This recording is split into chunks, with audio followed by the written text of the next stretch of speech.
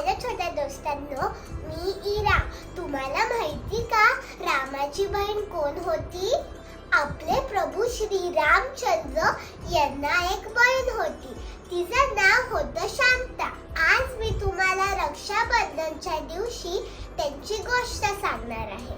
त्रेता युगात दशरथ राजा आणि कौसल्या राणी यांना शांता नावाची एक सुंदर मुलगी झाली.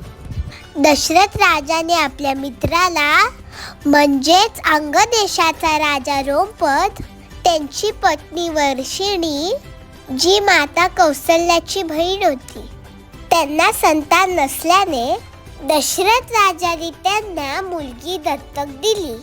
दशरथ राजा यांना पुत्र प्राप्ती होत नव्हती. तेव्हा त्याचे गुरु वशिष्ठ यांनी त्यांना पुत्र कामेष्टी यज्ञ करायला सांगितला. पण हा यज्ञ कोणीही करू शकत नव्हतं.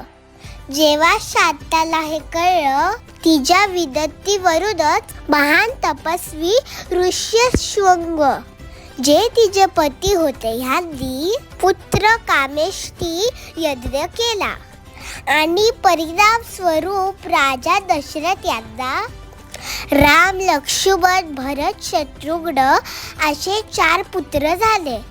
या कथेतून शांता हिने